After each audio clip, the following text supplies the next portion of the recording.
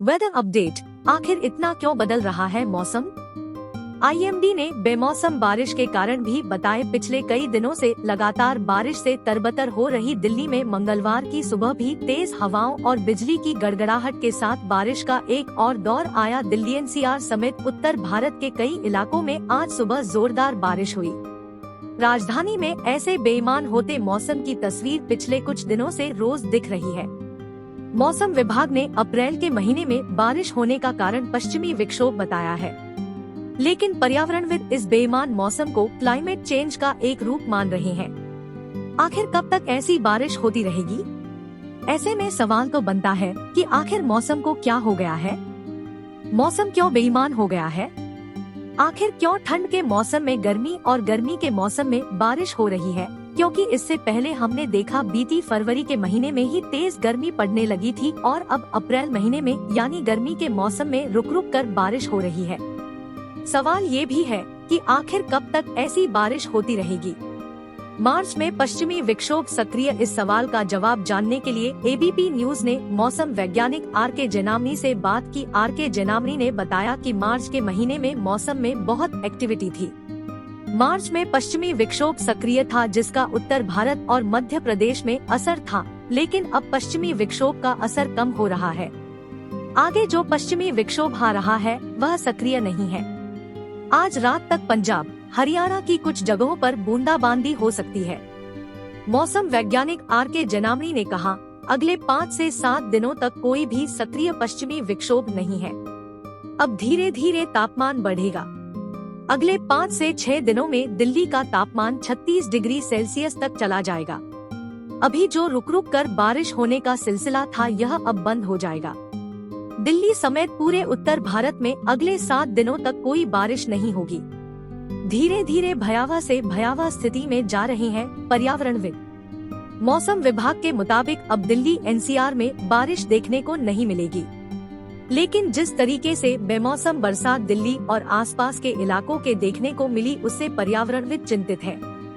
पर्यावरणविद पंकज कुमार ने कहा, मौसम में यह बदलाव काफी सालों से हो रहा है। यह बदलाव क्लाइमेट चेंज की वजह से हो रहा है।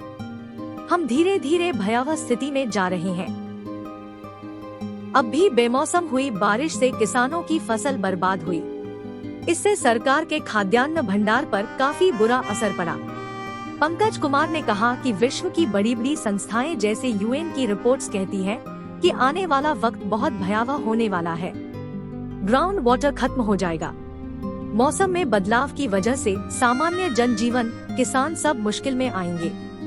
जब आप एक लंबे समय तक पर्यावरण के साथ छेड़छाड़ करते रहते हैं तो फिर आपको मौसम में यह बदलाव देखने को मिलते हैं। 5 साल या 10 साल में ऐसी बारिश होती है। हालांकि मौसम वैज्ञानिक इस तर्क को सही नहीं मान रहे हैं। मौसम वैज्ञानिक आर.के. जेनामनी ने बेमौसम बरसात को क्लाइमेट चेंज का इफेक्ट नहीं बल्कि पश्चिमी विक्षोभ का सक्रिय होना माना है। यह बारिश क्लाइमेट चेंज का असर नहीं है। पिछले साल बहुत गर्मी थी, लेकिन उससे पहले वाले साल में बारिश होती रहती थी। मई 2021 में काफी बारिश हुई थी। हर 5 साल या 10 साल में ऐसी बारिश होती ही रहती है, लेकिन इसका मतलब नहीं कि यह क्लाइमेट चेंज है।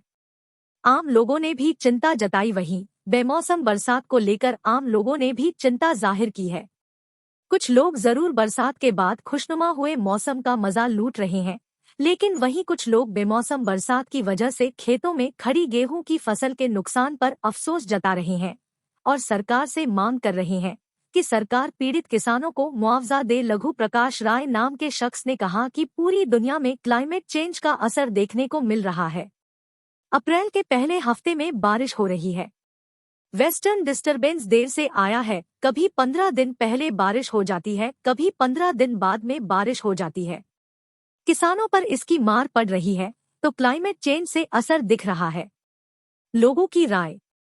वहीं ज्योति ने कहा कि पहले तो अप्रैल के महीने में काफी गर्मी पड़ती थी, आप बाहर भी नहीं घूम सकते थे, लेकिन अब मौसम काफी सुहाना हो गया है।